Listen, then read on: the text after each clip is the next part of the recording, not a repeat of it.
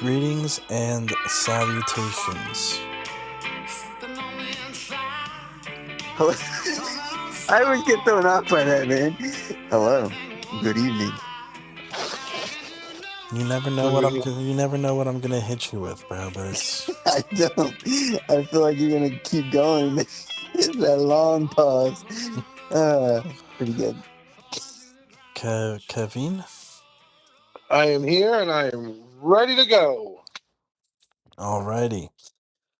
Well, welcome to you, gentlemen, and welcome to you, gentlemen or lady, who might be listening to this. Yeah, I'm talking to each one of our audience members personally.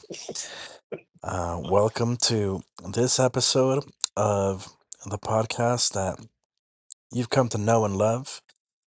Um, my name Mm-hmm. is Juan, here with Mark Hi-oh.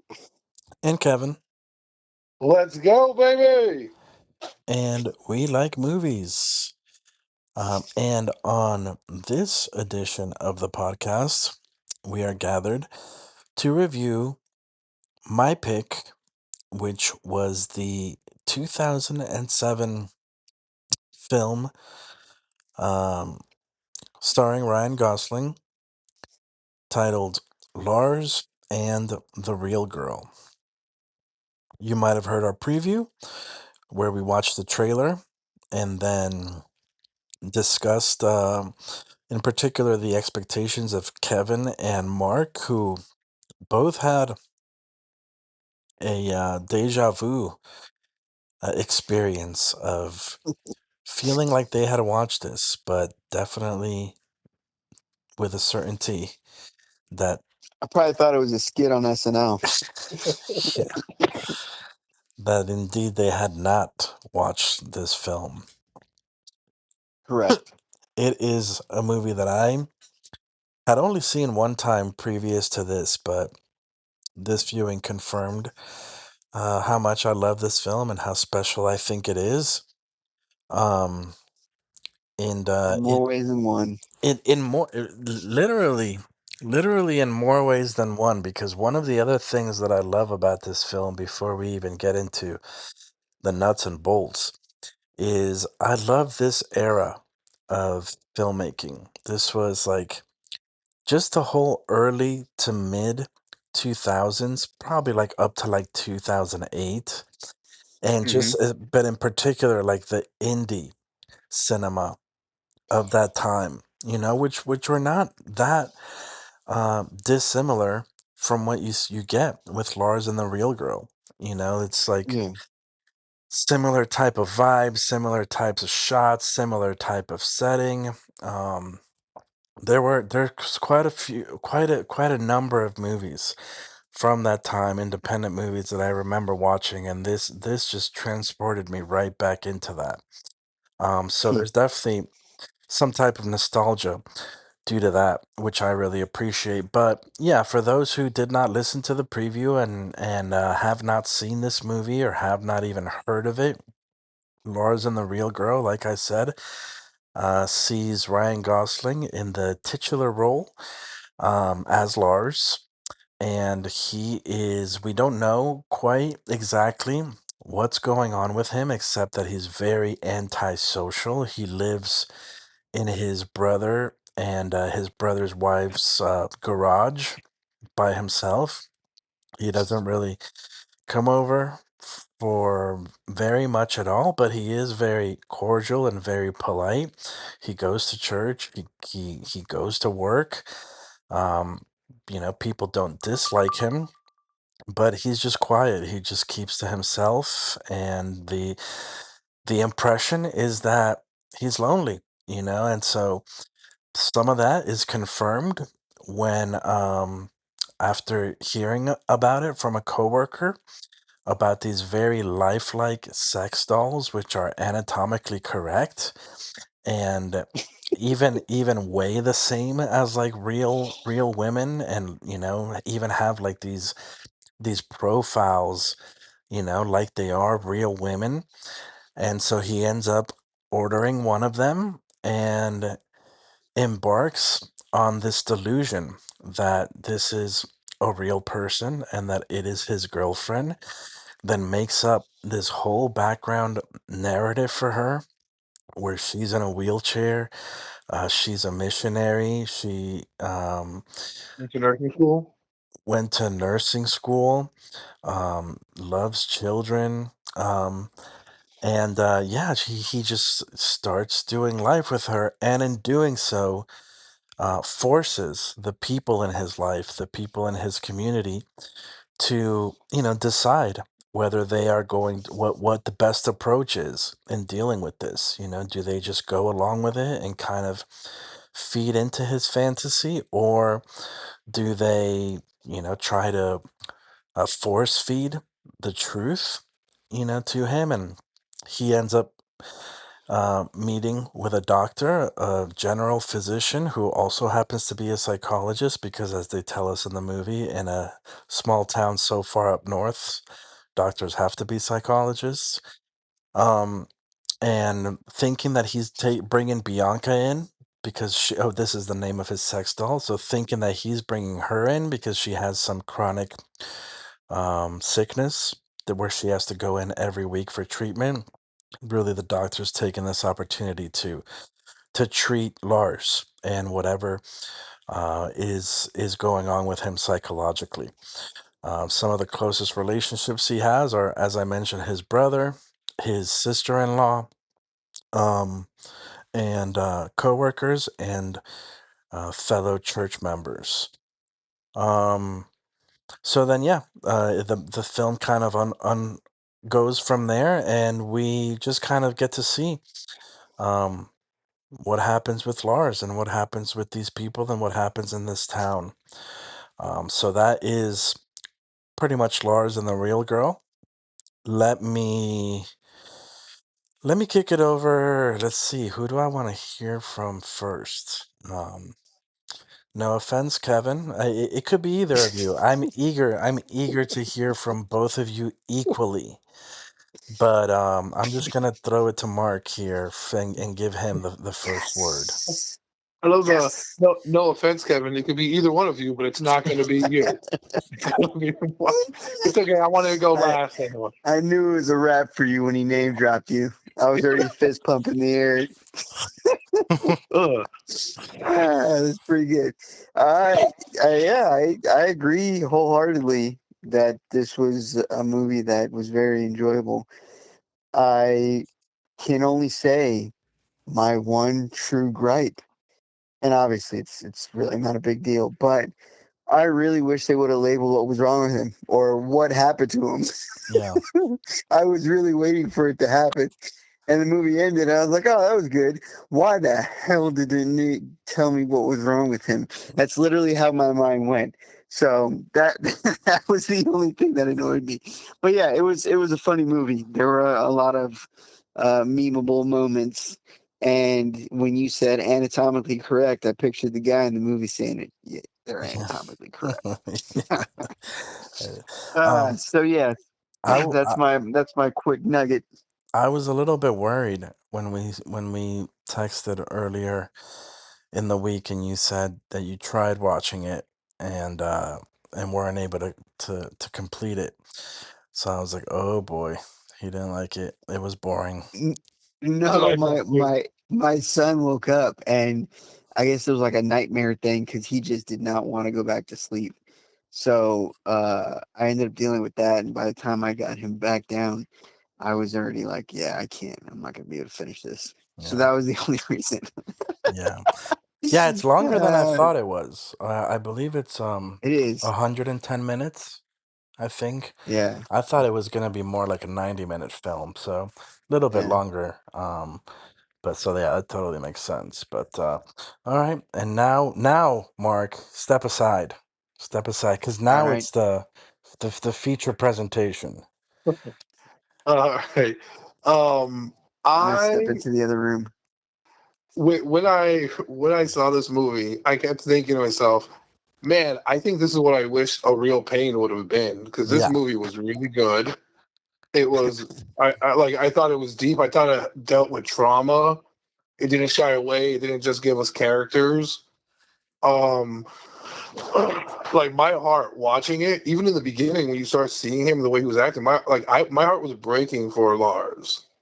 Like, and I don't know if y'all got it, but like even the stuff when they revealed that like the trauma that he was dealing with, like they're like, oh, has anything changed? Like, oh, his sister-in-law is pregnant. Well, and then the reveals that his mom died in labor, and he Mm, has all these fears, and he's trying to deal with stuff. Like my heart was just breaking for him, and then of course he creates this illusion with this relationship because it's giving him some comfort and some control. And then even when he starts becoming friendly with Margot, the girl, and he's like, "Oh man, now she's getting sick." I'm like, my heart was breaking for the way he was dealing with it, mhm. and I think it dealt with it like in a sense like it was funny in some parts, but like for the most part, it was dealing with their not only his trauma, also his brother, where Yeah. his brother was feeling the trauma of like he goes, "Oh, I should have been there for him." He goes Mhm. when he was younger, like that's I just cared about leaving, and they were just dealing even with the sister-in-law. She goes, "We all do everything for we accept Bianca because of you, because we love you." Mhm. You know what I mean? I'm like, and I don't think it dealt with it in a funny way, but it was. I just felt it was a more real way of dealing with the trauma. I know we've talked about it in some other movies where I wish they would deal with the trauma more, and Hmm. I think this did a really good job of just like making you feel for Lars and what he was going through. So like, I absolutely like I said, I love this movie. It was great. Yeah. Man, here I am laughing my ass off for most scenes, and you're crying. Well, I was No, no, no. Listen, I still laughed out loud when he told me she got elected to the school board. All right, he's like, "Oh, I could go. Like, it's a school board meeting. Oh, she got elected to the board, but I can make it." I was like, "What?" uh, well, There, yeah. I think we can all agree, as I mentioned in the preview, that it's not, well, maybe to Mark it was, but it's really not what the trailer makes it out to be. I mean, the trailer kind of makes it out to be like Weekend at Bernie's. Yeah. Like it's just this quirky comedy. And like Kevin so accurately pointed out, as I mentioned to you guys in the preview, it's an extremely like profound movie about pain and about trauma, and then just all these lives that are intertwined in this community. For me, that is my favorite thing about this movie, is the way that it depicts community, um where all these people just like pull together. And as I was thinking about that, um there's not only in this movie but like also in Arrival, there's so many sort of comparisons and metaphors between that movie and like faith that I didn't really sit and like think about and break it down really hard until like after we recorded the podcast, and then I was like kicking myself. But with Hmm. Lars, I see, and maybe that's the common thread through like the movies that I really like. But like in Lars, what I see is like this is what Christian community, yeah, what actual biblical like Christian community is supposed to be like. Hmm. And the crazy thought, dude, that struck me while watching this movie is that today in 2025, in the era of smartphones, this story would not have happened because people just wouldn't notice, or people would Yeah. just overlook it, right? Like whatever's happening in this person's life who's even so close to me is not as important as what's happening in my little virtual life. And Yeah. that's the world we're living in. And that was one of the things I loved about watching this movie, man, is even watching his brother going on the internet to research stuff on his desktop. It sent me in a time machine back to those days. But it was like, oh, that's right. You could sit at the desktop, do what you needed to do, get up, and be done with it. Hmm. It wasn't you carrying it around in your pocket and like me, I'm battling with like freaking phone and social media. Not so much, yeah, social kind of social media, but definitely just like phone addiction right now, you Yeah. know? But that like really struck me, and just that idea that like how freaking sad is that? We think we had things are so much better now because we're so modern and we have so many advances and so much technology and we're quote unquote so connected. And yet we know that that's not true. It's an illusion. Yeah. This really shows what that looks like. When someone in your circle or in your community is hurting like that, and everyone, some people have to deliberate, what to do. I love the scene, where the church elders and the pastor are sitting there in that meeting and they're like, how do we handle this? This is another part of the movie that's really convicting for me is that sometimes if I'm being honest, bro, like I don't know how to deal with people that are much different than me. Hmm. And a part of it is because I grew up in a Hispanic, and very conservative, not politically, but just values wise. And it wasn't even a Hmm. Christian household. But I grew up in an environment where like my parents and our upbringing was very conservative. It wasn't people with tattoos, it wasn't piercings, it wasn't, anything like that. So Hmm. even now I know that as a Christian, I'm supposed to be accepting and loving of all people no matter what, but I can't lie and say that I do still make judgments about people based on how they look and based on how they act and based on how they talk and based on all these Yeah. things. Yeah. And that's just a part of who I am, and I want to improve on that, but like for me, I'm not gonna like I would be weirded out, and I wouldn't know how to react to Lars bringing his, fake doll to the church. A sex doll. Yeah, the sex doll. And one of the things that I'm curious about is like, you think, I mean, people had to have the thought, right? Like, is he having sex with it? People are probably just assuming. Right, they had to have been. So, I think they did. They yeah, were mentioning it at the party or something. Remember yeah, around him, and then he just walked off. yeah, yeah, Yeah, I do remember that. Yes, it's like she's so hot. yeah. I thought he was gonna punch them. I was like, oh dang. But He yeah, again, took the high just road. some of those subjects that are kind of even just like surrounding the film. I mean, the community aspect is very strong, but it's really dealing with Lars and like, how everyone's dealing with this thing, but really, Lars and his process of healing. But it's all that other stuff, that you can pull out of it and analyze that just make the movie so layered to me and so intriguing. Whereas Kevin is right, there's so many other movies like A Real Pain or whatever that they think themselves, reflective of something like this. But, to actually see a movie that handles it really well and asks really important questions and um question yourself, right? And things about yourself is really valuable. And I think what added to all that also was even like with Garden State and this type of movie, there was no villain. You know what I mean? There was no bad guy who was being like the jerk, Right. who had to come to terms. Like there were guys who would make jokes, but then they were all accepting of him, and Yeah. there was no like little story that this guy's gonna come and understand him at the end. No, like everyone was like, oh, he's going through something, and they were letting him go through his thing, Yeah. and we were Yeah. just along for the ride while he was processing it. Yeah.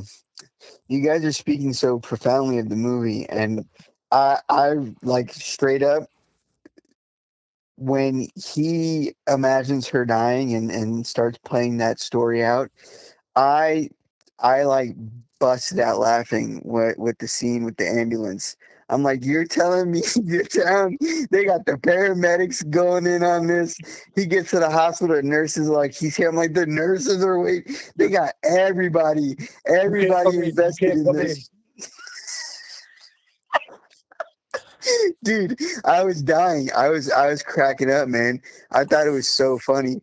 And hearing you guys talk about it, I'm like, man, I am a jackass. Well, no, I think you. I mean, you can appreciate it in different ways. I mean, Because I think it was made for laughs, but it was also made so you could understand that he was killing her in his mind. Like that's the Yeah. reason she died. No, and I knew that was gonna happen as soon as this girl. First of all, Yeah. what girl in their right mind is gonna see this dude and be like, "Yep, that's the yeah, guy I want I to be know. with." Yeah, it's Him great. and Yeah, oh, he just bought a sex doll. Irresistible. yeah, Like, there's no way somebody would have progressed that interest. But I thought that was pretty funny, and she was like, she was thirsty, man. She's like, this guy. I guess she saw his potential. She saw once he just sheds a couple pounds and gets rid of that porn stash, that'll be the Ryan Gosling I know. What? But I just thought it was hilarious that this girl is like fawning over him when he really is showing zero attention and he is being very awkward about everything. And for some ladies, when you don't pay attention, that's what they like. right, for Yeah. sure. And, and no, and but also it's a small town, and like she even said, like she went out with that other guy because she was lonely. Yeah, Like Yeah. she was awkward in her own. Like she had those dolls or whatever. yeah. Yeah. But no, as soon as he had that thing about, I'm not going to cheat. I'm not going to cheat. I'm like, this dude, he finally found someone. And then the next day, she's sick. I was like, oh, he's going to kill her. That's amazing. I busted out laughing once he was doing, wake up, wake up. I found this movie very funny. Well, I think like, and this will take me to the performance that Ryan Gosling gave in this movie, which I think is, um, I mean, I think it's not difficult to make the argument that this is one of the best performances of his career. For sure. I think that like the way that I kind of justify that in my mind is that it's more of like what people know about him. They know that there's this innocence about him. Like if it was his office mate getting the sex doll, yeah, there's no question that women would be repelled and everyone would be like, yeah, this dude is definitely banging that doll, you know? Repulsed. But but with Lars, it was like, they knew him, they saw him at church, he opened the door for the lady, helped her carry her flowers to her car, um, talked about um I think other things that he did to like help people. So I think it was more like I'm sure uh, they were puzzled and there was a curiosity and wanting to investigate and know and learn more. But I think it was probably that there was an awareness of like the innocence that this guy carried, that it was like, I don't think he's buying this doll to have sex. It's like, it was more of like a shocker and an eye opener. Like, whoa, there's something much more seriously wrong here than we had realized. And but then again, to speak to his performance, like um, I would say, as I thought about this a lot, and I think it's very easy to say that Daniel Day Lewis in My Left Foot is a much better, like it's a unique performance. It's an incredible performance, but I think this is in that realm, and I think it's Lars. I think it's Daniel Day Lewis in My Left Foot. I think it's Robert De Niro in Awakenings, and Oh, maybe I thought you were going to say Tropic Thunder. that's Robert Downey Jr., not Robert De Niro. Oh, my bad. And and I've never seen Sling Blade, but I know of Billy Bob Thornton's performance, and I would say Mm, that probably is mm. worthy of being on that Mount Traitor. Rushmore also. I think while Ryan Gosling's performance is a little bit more subdued than those other ones are in their portrayal, there's like, dude, this guy carries the whole bout. Like, this movie does not work without his performance. There's moments, especially at the end, and there's close ups. where he's in real pain, or he's even, I think in the last scene was when it really hit me, right before he shakes hands with the girl. It's like, if he even does so much as like curl his lip and smile the wrong way, then the whole movie blows up, because then it's like, oh, he's in on it, or he's pulling a big joke or whatever. Like, it doesn't work. You have to believe that he's a really psychologically troubled and a deeply, affected person. And without that balance, and even like that, the innocence, like the kindness, it like the movie wouldn't work. So I think that is an underrated performance that he gives. One of the best of his career, and one of the best that I've seen, in a really long time. But yeah, those are my thoughts on him and his job Yeah, in this film. I don't think there's any issue adding that to the list because those characters that you mentioned, they're all like big boisterous characters. They're loud. They have, their moments. His character was none of that. And throughout the whole movie, I felt the awkwardness. And if you can feel that while watching the movie, you know he's doing his job. And it really felt like there was, and that's why I was so stuck on what's wrong with him because it really truly felt and looked like there was something wrong with him. Yeah, So I just that's why I was so invested because I'm like, what's he going through? Like, what's happening with him? So 100%, yeah, he acted the hell out of this role, and I really do think that's why this movie worked as it did. And while I'm here laughing, you guys are having your moments while still finding the chuckles in between. yeah. But that's still a testament to the acting. So I agree 100%. Well, and nothing more awkward than when he first brings Bianca over to his brother's house, I'm which telling you, that scene in the trailer, I was like, I gotta see that, bro. which Mouth's the open. the actor that plays his brother, Paul Schneider, and Hmm. Emily Mortimer also did a great job. But Paul Schneider was like the MVP of independent movies in that era, dude. He appeared Yeah, in so many that I like, and he kills it every time. He does such a good yeah, performance as like always kind of plays like an average Joe, but does yeah, it, with such realism.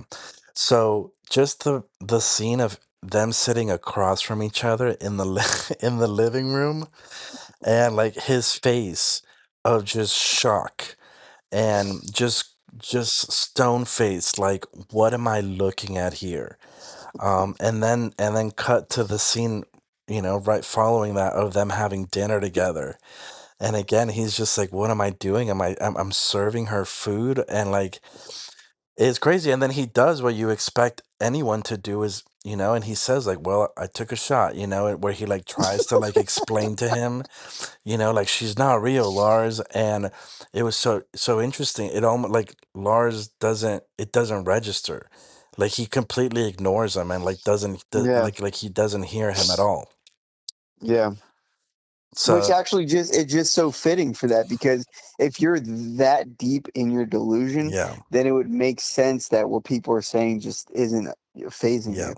So, but he always, every time he had words, once this doll was introduced into the story, every time we saw his face, it always had the can you believe what we're seeing right now? yeah, Look, all and he's still, okay, I guess, yeah, I do have to play along, I guess. And I could always feel like he was waiting for Lars to be like, ha, jokes on you guys, I got you. And he just always had that face perfectly, just yeah. ingrained. Like, you seeing this? Yeah. Well, and actually, like that scene where he does try to bring him down to reality is so important, I thought, because you are one, like, as the viewer and the audience, you are wondering like, what happens if some, because everyone goes along with it, right? And you are wondering, like, and they deal with it early on, but it's like, how will he react if Yeah, someone just tells him the truth? And so I thought to handle that early on and to reveal, like, oh, he's just so deep in his delusion that it doesn't even register. Obviously, he hears it, but he just completely ignores it, and it's almost like you aren't even speaking at all. It really, I think handling that early on was important because it reveals a window into like how uh how you're able to kind of carry on within that fantasy. Yeah, How you have to do it. yeah. And there's always that one uncle that just has no filter. So eventually somebody was gonna ask that question, like, "Hey man, that ain't real, right? That ain't a real person." Yeah. So yeah, it was nice to get that out early because ain't no way the movie should go as long or go longer without someone addressing that. And just story wise, it sets the stage perfectly for you have it out of the way. Now we can just deal with this, and we don't have to. We're not waiting for that guy to say it anymore. Yeah. Yeah, Yeah. And it was better that it was like early on and that it was his brother. Because I feel like other movies that we've seen that don't handle these things so well, it would be like, some stereotypical bully at work, that's like, hey, Lars, your yeah, girlfriend's not real, right? And then it's just like some awkward exchange and, you're introducing this bully just for that moment, or like adding, drama that. yeah. Just to have an antagonist. Exactly. I agree.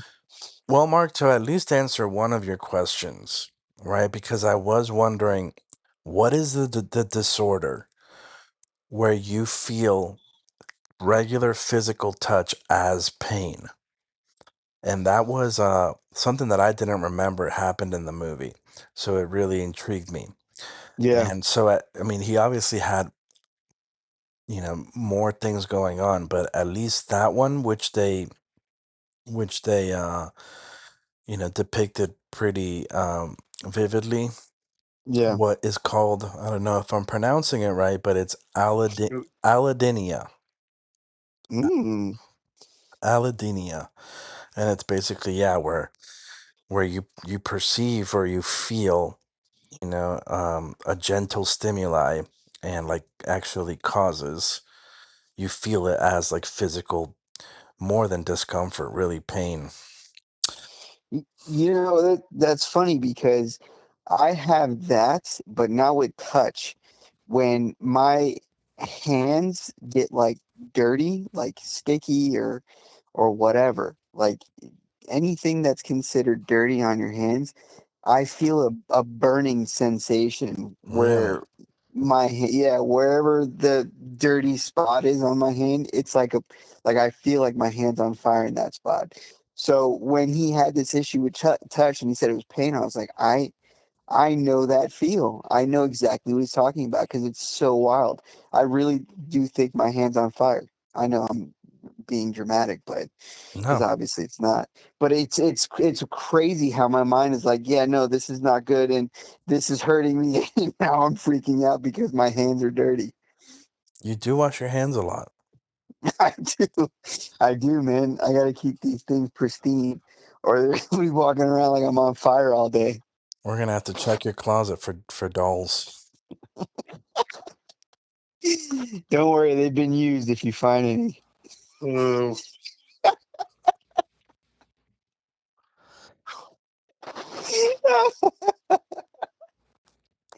Um, I Anyway, I do also have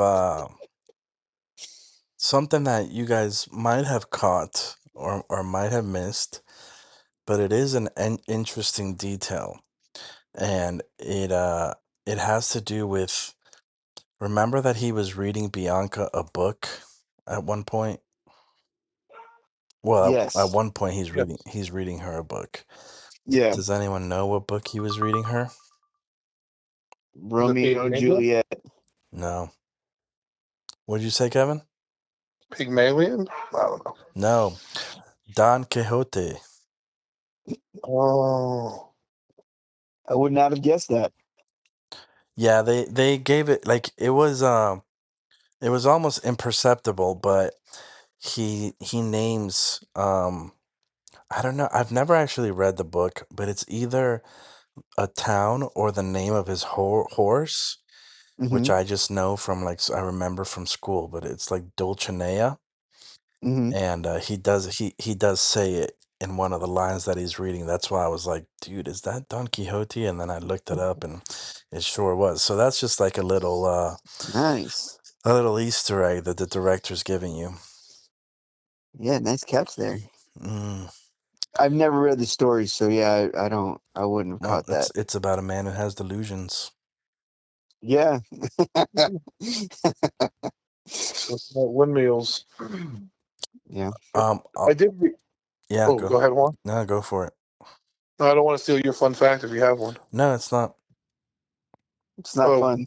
I'm all fun. one thing, I'm out of fun facts. That was it. like I do want to watch it again because when I was reading up on it, I didn't realize Bianca had 9 different faces throughout the movie. Oh, that is another fun fact. Yeah. Yeah, And like it changes as his illusion changes, and even when she gets sick and stuff, like they actually have different faces for her. You know what? When she got sick, I do remember her face being very pale.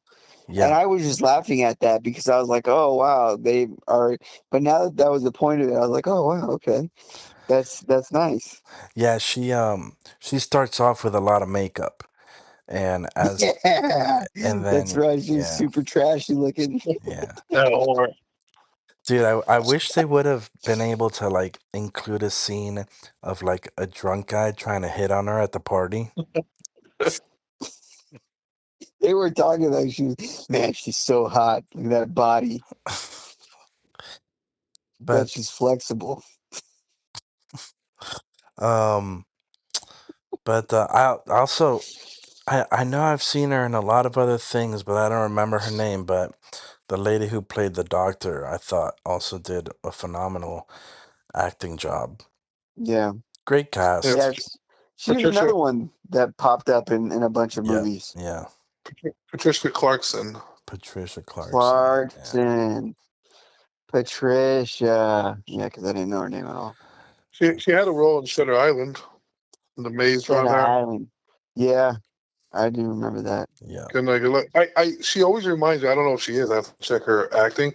She looks like one of the aunts from Sabrina the Teenage Witch. yeah, yeah. No, no, yeah, that's not her. I know who you're talking about. Okay, because I know there's 2 of them, and it's the other ones, but I don't know. I have to check The other her one. stuff. Um, Kevin, you had mentioned maybe you maybe you said everything you wanted to say during the preview, but you had mentioned wanting to fawn a little bit about Craig Gillespie, or was it Oh, just that's the his name. Cruella stuff? Well, it's like the Corella, like because I love Corella. Like I think it's a fantastic movie. I've seen it like a bajillion and one times. But but watching this movie, like I want to go watch Tonya, whatever her name is, I Tanya. I want to watch all his other movies because like this movie did not miss. Right. You know what I mean? I'm like he created what I like about it. Like I said, he step by step, he just created a world where we were able to believe what was happening.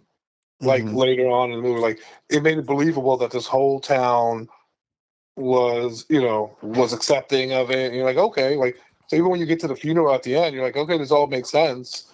You know what I mean? They elected her to the board. She was helping at the hospital. She went to the. They were taking her out without Lars. They're like, hey, we came to pick her up. Chest it down. He was getting mad about it, but step by step, he just created this world where we can accept this like weird concept, but at the same time, not deviating from Lars and his story, and walking through it with him. That it never got too out of hand. Yeah. So like I said, I just think he again I haven't seen a lot of the other movies he's done, but like he just seems like he has a really even hand when directing, which I kind of like. Well, Another, yeah, go ahead. good. Another funny part of the movie for me was that funeral scene and they were going through and showing the pictures of all the different townsfolk posing with her, I was dying. I was absolutely dying because man, they were really all in on this. Dude, our experiences were so different because I was gonna bring up the funeral scene, and I actually got emotional. There- I told you. So I was right. I'm here dying and y'all cry. We cry for different reasons. because it was, it was beautiful. Like just seeing even the brothers' coworkers who I thought maybe were gonna play like the bully Yeah. stereotypes. But even they just like had that nice time bowling and just cared for him, so much. Everyone, just like caring for him to like put themselves through this ridiculous thing, but also just doing it genuinely. Because it was nothing to do with Bianca, but it was just in caring for him, Mm-hmm. they exposed part of their heart, and were able all together to experience this type of selfless love that is rare, particularly when it's not necessarily for someone that's like your blood relative. Yeah, I really enjoyed that bowling scene because I thought when those guys saw Lars, it was going to be a moment to like pick on him, Yeah, and it ended up just them having a good old time. And I was like, hell yeah, like yeah, they're bowling. Everyone should be having a good time. And everyone was cheering, and they were, including him in the cheering, not high fiving because obviously they know there's something going on with the yeah, touch, but he was a part of it. So it was a really nice scene because I was totally expecting for them to like kind of bully him and make fun of him. Oh, where's Bianca at? Where's your girlfriend at? yep, Anything like that. And yep. Like nothing came. they were gonna bowl her down the aisle, down the lane. Well, Exactly. well, I did think someone was going to bring her up, like, oh, why are you here without her, or something, like just poking at him, Yeah. Uh-huh. and that would make him get be sad and like run out or something. But Yeah. like I said, it just subverted expectations, and it was just a nice scene. Yeah. Yeah, because those guys totally were just using him for a lane. Because the guy's like, "No, we're all full, we're all full," and they see, "Oh, there's Lars." I'm like, "Oh, here it comes!" And no, good old fashioned fun.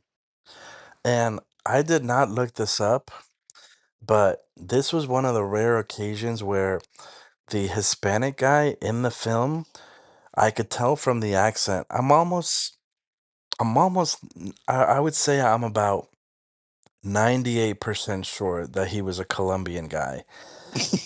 And usually it's like a Mexican playing a Colombian. That's what you usually see. And Hmm. they're trying to sell you a Colombian that sounds like a Mexican. But this was actually just a Hispanic guy that just happened to be Take a my cocaine. Colombian. So I picked that up real quick from the accent. I think I'm right about that.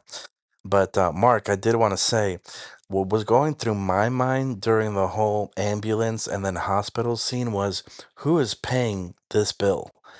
Because Bianca ain't on nobody's insurance, bro. And you're talking about an ambulance ride and then a hospital stay? Like, who is Lars gets the paying for bill. Hey, this? man, we were just dating, man. We were just dating. Um, You know there's a bill somewhere floating. oh Ain't no yeah. way that ambulance is going all the way out there for free. Ain't no way, bro. Ain't no way. Um, and then Kevin, to That's your why I almost spit out my drink, bro. When they cut to that scene after the 911 and it cuts the ambulance, I died. I was absolutely rolling. I'm telling you, bro, this was a great comedy for me. You guys are looking at this in the wrong way. This is a 10-10 comedy. I mean, well, in that case, then for you, the trailer was spot on. Uh, You're right, because it delivered, boy. Yeah. I was tearing up over laughter, man. But yeah, Kevin, to your point about the directing in the movie, one of the things that I really appreciated, or what I or the thing that I really appreciated was that there was nothing fancy about the directing and the cinematography. It just showed you every time what you needed to see. There weren't no, cute shots or, you know, crazy transitions. Not that I'm against those things. When they're done well, they're awesome. But this was just like all about the story. It was just the action that you needed to see to so it was very economic, I felt. And I don't know if that is a trademark of the directing or independent film in general, because I feel like if you don't have a huge budget, then you do have to be more economical with Hmm. the shots that you're shooting, or even with what you're using. Maybe you don't have a crane, maybe you don't have all these things. So I don't know if it's something that's a little bit more tied to just independent filmmaking, or if it's just a director saying like, look, we just need to tell the story, that's all we're trying to do here. But I just appreciate it, especially in a time today where you don't see that as much, because the lens flares and the fancy camera work and everything is valued. Everything's got to be a blockbuster. Well, and everything is CGI, everything. Yeah. So just the sort of basicness of it, because it worked, I just appreciated that a lot. I think that's why Christopher Nolan's like on our top list because of how little CGI he does in his movies. No, yeah, I mean that's one of the things. There's so much, but yeah, No, he's obviously, but and the same thing with Tarantino. Like yeah, that's my goat, and he you don't have a lot of it. Not a lot of CGI. dude. I got it now. There's even sorry, Kevin, but now there's even so I started watching this other podcast. It's really interesting because it's these VFX artists, Hmm. and they're like watching movie clips. And like, bro, there's a scene, they point out this scene in Craven Hmm. where Oh, with this the girl's head and she's AI. yeah, where they add lines to her through AI or digitally. Like she is doing real dialogue, and then they cut away from her, and then they cut back to her, and it's just like her body pasted there, and only her lips move and her eyes blink once. And It's so almost like the angry orange. Her lips are just moving. did you see that clip? Yeah, I saw the Yeah, I've clip. seen it. Yeah, those guys. That podcast is great. It's called The Corridor, I think. But the other thing they talk about, bro, which kind of blew my mind, is how now movies are claiming that they're not using CGI when they really are. And the prime example, which Ryan Gosling also stars in, was Barbie. Because even Hmm. even I remember when this came out, they were like, "Oh, those are real sets. They didn't use any CGI. They built all that." Bro, it's freaking BS. A bunch of those backgrounds were CGI.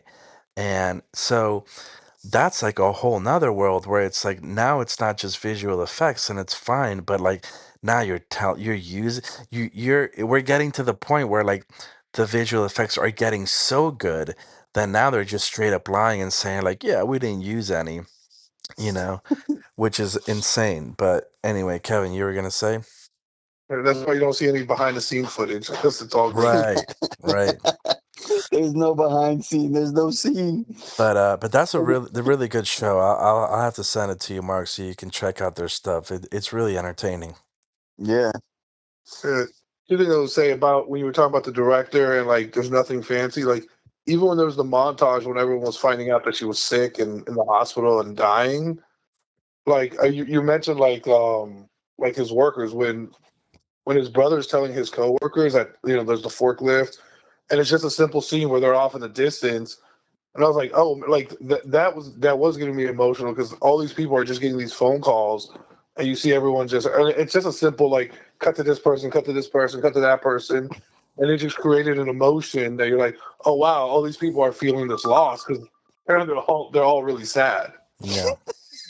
And no, and I said, I'm like, Bro, if, I was if laughing at that part too. but it was just a simple scene. It wasn't anything fancy. They weren't like zooming in on people tearing up. Yeah. It was just people getting a phone call and then just hanging up the phone, just holding the phone there. Yeah. And you're like, wow, you could feel that they were feeling something.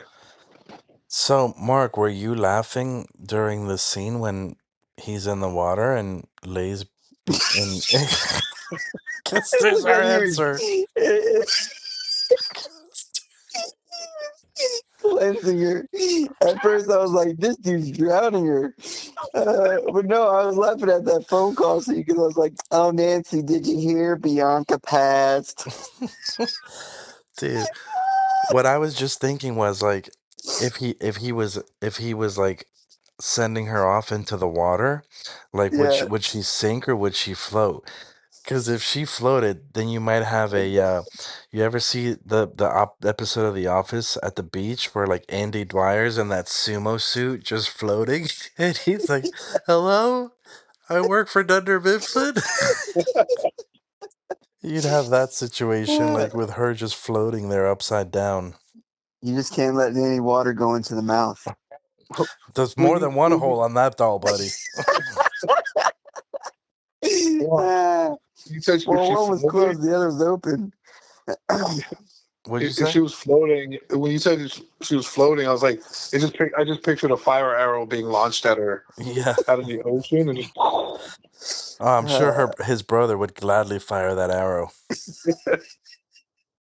I, even though he was playing nice, I really felt like at the drop of a dime, he would make so much fun of what's happening. That's how I could like. That's how well he was acting.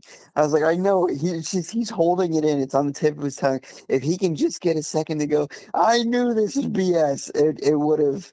He would have gladly delivered it, but he continued doing, what he should have done as a brother, Yeah. and just go along with it.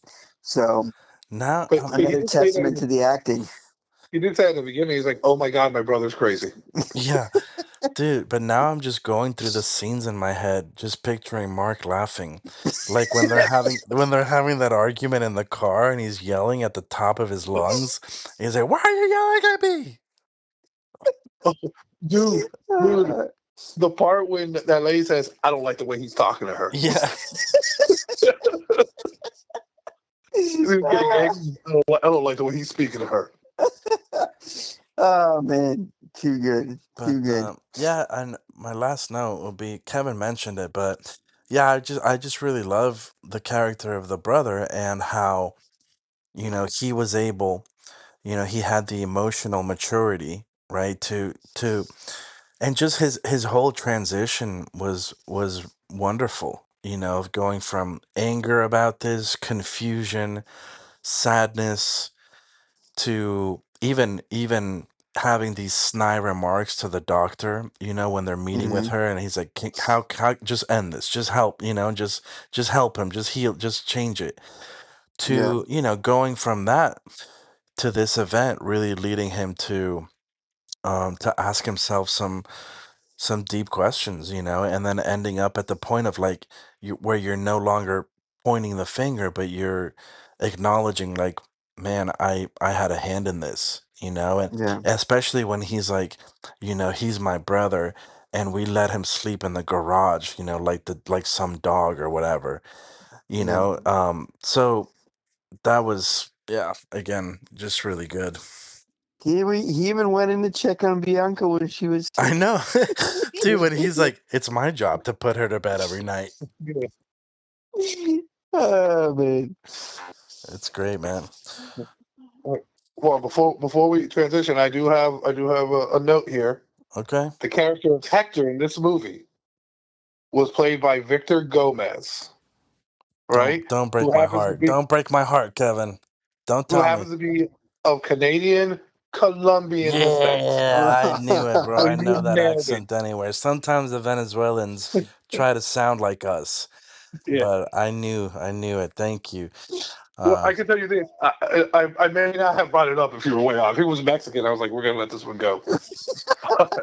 But you What a nailed it. good man. What a good man. um, and again, I am curious, Kevin, if you have any information handy on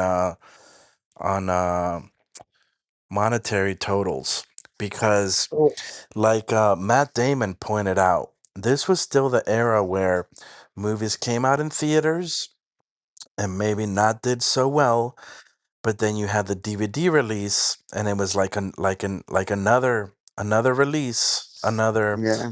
and then a lot of them made money on the back end with the DVD.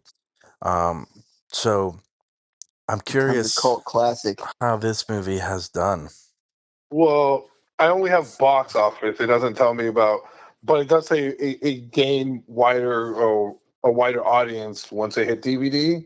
Hmm. Because this movie was made for 12.5 million. In the box office, it brought in 11.3 million. Hmm. Mm.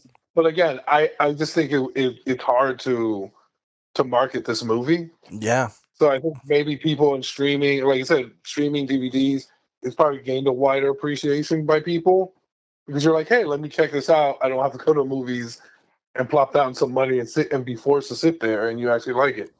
yeah. Was Blockbuster still around? Oh yeah. Or Netflix DVDs?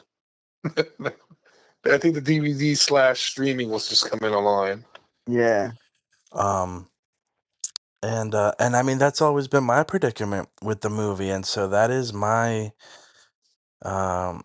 If I could, if anyone listening to this, me and my colleagues now that they've seen it, take our word for it, man. Take a chance. It's not as crazy as I get it. On the surface, you're like, I'm not sure I want to watch this, but it's excellent. It's like a transformer, man. It's more than meets the eye, and just not You to might get a comedy, you might get a drama. not to yeah, my You'll be entertained. yeah. Um, but now that you've seen it, like, do you have an appreciation, as I do, for freaking Ryan Gosling becoming a household name with like one of the freaking biggest romantic movies of that time in the Notebook? I mean, who at that time hadn't seen the Notebook, and who at that time like wasn't talking all about the Notebook at that time? I mean, he became huge, and then to go from that to be like, I'm gonna make this little $12 million movie about me playing the main character who falls in love with a sex doll, like, it's a crazy choice, but like I Yeah. respect it so much because I don't know, I've never heard him talk about it, but it does seem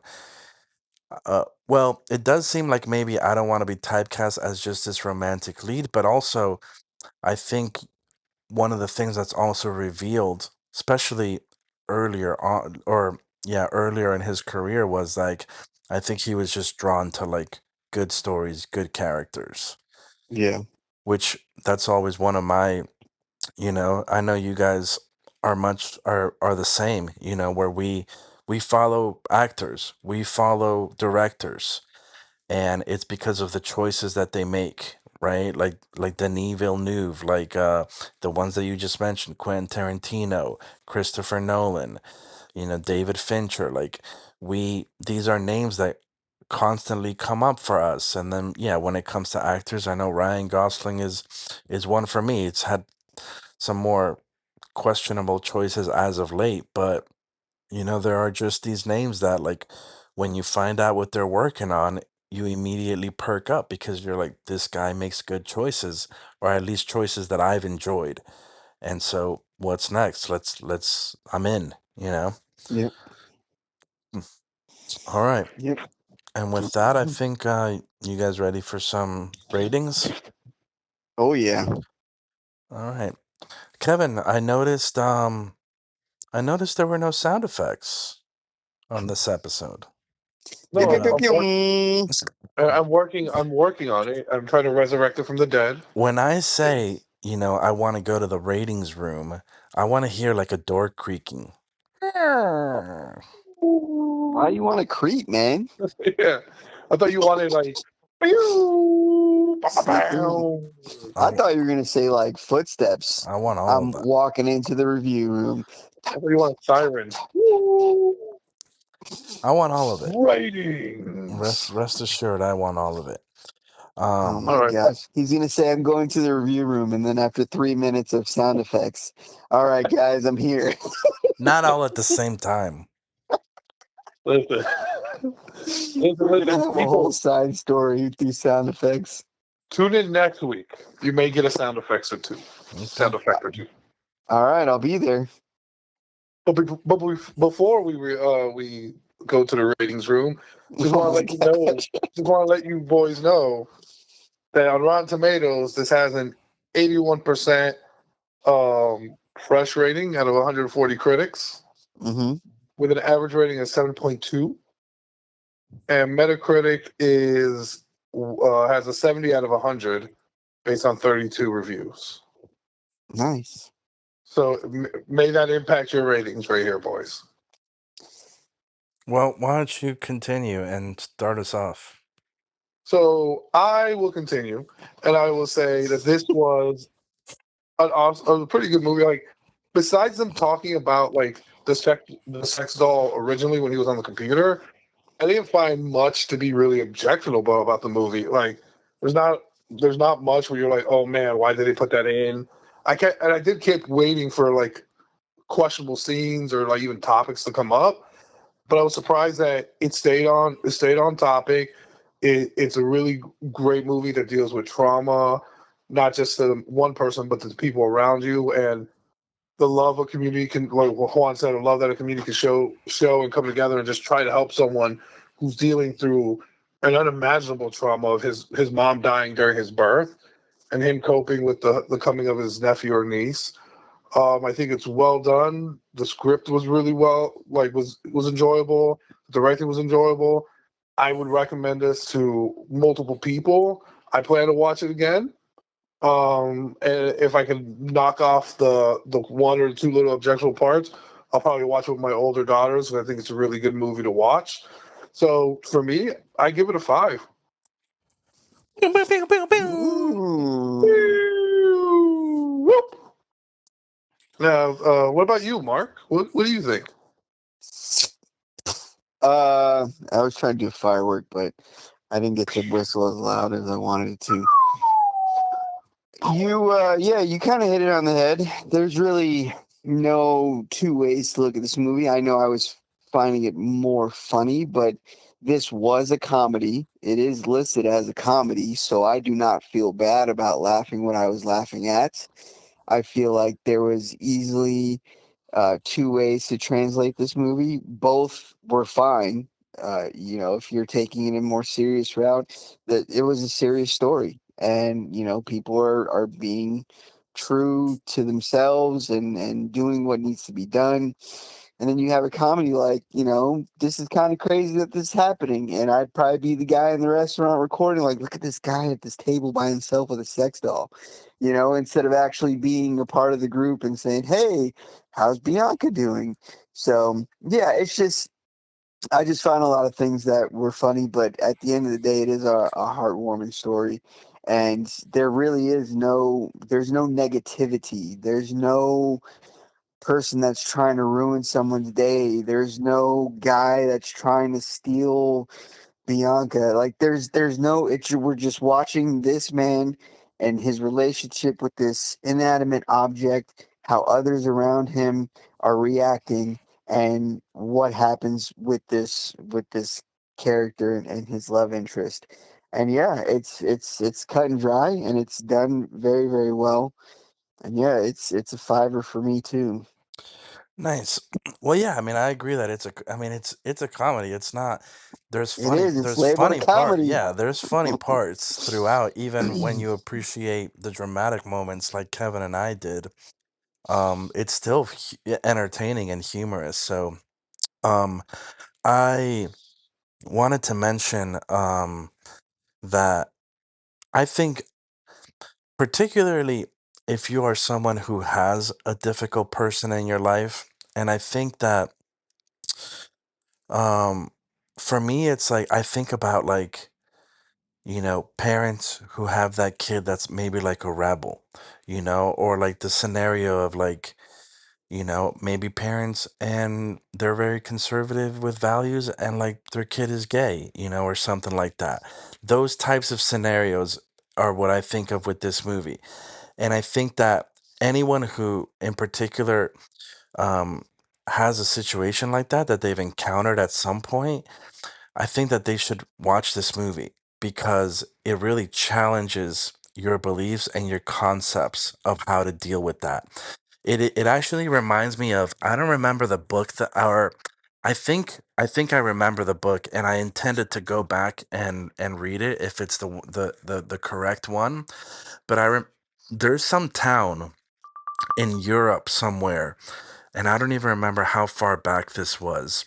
It wasn't in present times. I think it was maybe a few decades ago. But Hmm. there's this town, maybe it was Belgium or something like that, where I don't know, there was like a high concentration of like people with Down syndrome.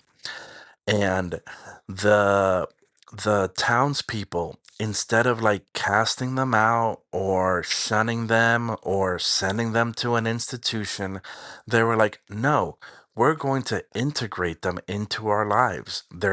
Hmm. They're able to do certain things. We're going to include them. And because of it, like they thrived in that environment and in that community. Yeah. And that's how I see, what I see this film depicting. And again, for me personally, it's extremely challenging because it reveals, biases and judgments that I have about people that as a Christian I shouldn't have, Hmm. and at times where certain people I feel repelled by them, or really it's not really judgment, it's defense, right? It's like, this person's different. I do not understand them. So I need to like protect or shelter myself from them, and what this movie shows is like embracing, loving people, and the healing that is possible through that. So I think Hmm. I I had seen this movie once, and those themes and those messages always stuck with me, and preserved it as a very important and valuable and very meaningful movie for me, on top of like just being a really good movie, right, with good acting, good directing, good storytelling. So yeah, it's definitely a 5 for me. And Mm. yeah, I'm glad that you guys watched it. And whether you were rolling on the floor laughing, or shedding delightful Rolling on the floor delightful crying. tears, of sweet emotions like I did. It's a great movie. It's underrated. It's under the radar. And I hope. At the end of the day, we were all crying. Oh man, I wonder how I would have reacted if I was watching this movie with you. Like if I would have been pissed off at you. You've been so bad. You've been so bad. Like I can picture Uh, your face with your hand right there by your temple, just looking at him. dude, Like, seriously, my favorite scene in the movie is that ambulance scene because that I just unraveled. I unraveled because now I'm thinking about who's paying that $1,000 fee for this ambulance for this sex doll. So good. Yeah, Anyways, I always want to know, man. I always want to know. So Kristen didn't watch this one with you? no, not this one. Ah, think she would have liked it. Yeah, I'm probably gonna have her watch it. I think she would like it. All right. Well, well, I will say one thing while you were talking, Juan, that it reminded me of because you were talking about people in your lives. Um, Before I watched this movie, I remember getting my girls were fighting because my girls all have their own idiosyncrasies, and Sky really gets like focused on one thing, and she wanted a sandwich, but she only wanted a sandwich made by Phoenix. And it was the weirdest thing. And like I'm like, Phoenix, can you make it? And then Phoenix is like, Harley, I'll give you $5 if you make her the sandwich. And then Sky was breaking down crying, and she's like, it doesn't matter. You can. It was a huge fight. I was like, can you just make her the sandwich, please? I'm begging you. And she's like, it doesn't matter. I'm like, no. And I remember even telling this to Phoenix. I'm like, listen, there's things that you do that are unique to just you, and we humor you. All right. This is what she wants. I'm like, well, how hard would it be to make a sandwich? And she's like, fine, I'll make the sandwich. And she wouldn't have made the sandwich. And then like, for some reason, when Juan was talking, I'm like, it's weird because we all have these different Like, and I know I do myself. Like, I have different little idiosyncrasies that I'm grateful for my family, my friends that they put up with this stuff. You know what I mean? Even when we were hanging out more, like I know, like there was a point in my life where I wore sunglasses all the time because they're my prescriptions at night, in the morning, and it just became normal. And it's just grateful to have people who just accept you for who you are, even with your idiosyncrasies. And this is a movie that everyone out there should watch because you have somebody in your life, and if you don't have someone in your life, you're the person in someone else's life that that's Hate these to tell movies. you. Guess what? You're the guy with the sex doll. You're the guy. You're the guy with the proverbial sex doll, and that people are bending around like your little idiosyncrasies and just accepting you. So it's a great movie to watch for anybody. We're exposing some people in this podcast. Well said, man. Well said. The more I hear you describe your daughters, the more I know teenagers are gonna be the death of me. Dude, it is such a different ball game, especially now with two of them and the third one right around the corner. I'm like, oh man, Yeah. I bet you feel like a new parent all over again. it is like you can't, and they're all different. Yeah. So Yeah.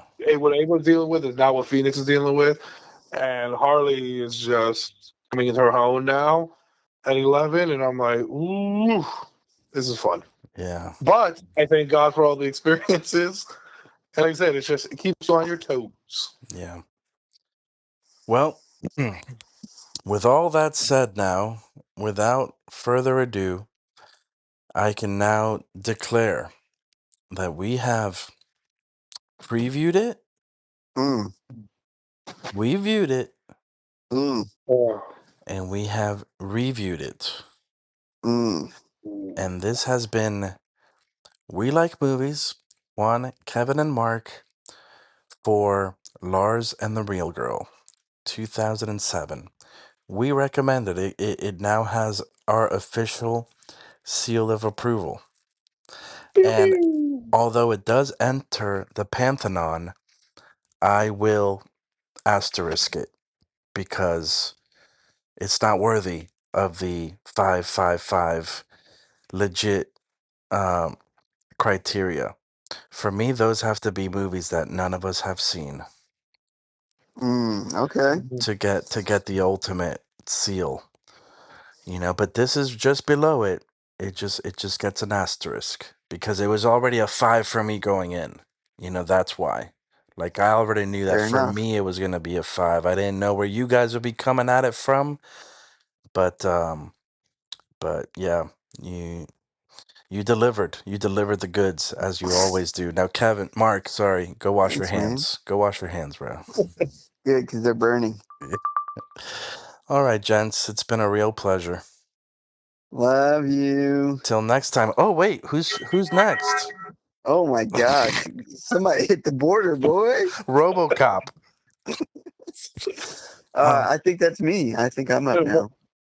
Mark So, is next. is there anything you want to divulge? It is going to be the Oscar nominated film A Different Man. Oh, Bob Dylan? No.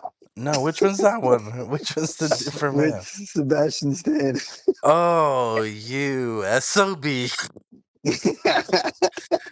Dude, you love your freaking body dysmorphia, don't you? Substance Your was the film of 2024. you love your body gore. David What is, Cronenberg is my man. Body what is the horror. Bob Dylan one? Body horror. Say it again? What's the Bob Dylan one? Now, I thought it was the Bob Dylan one. A Complete Unknown. A complete unknown. That's why I was drawing blank. Alright. Well, say no more. We will reconvene at another time to preview that. All right, sweet. Can't wait. Alright, gents. God bless. Mwah. No sign off, Mark? I already signed up. What did you say? Twice. Love you. There you go. All right.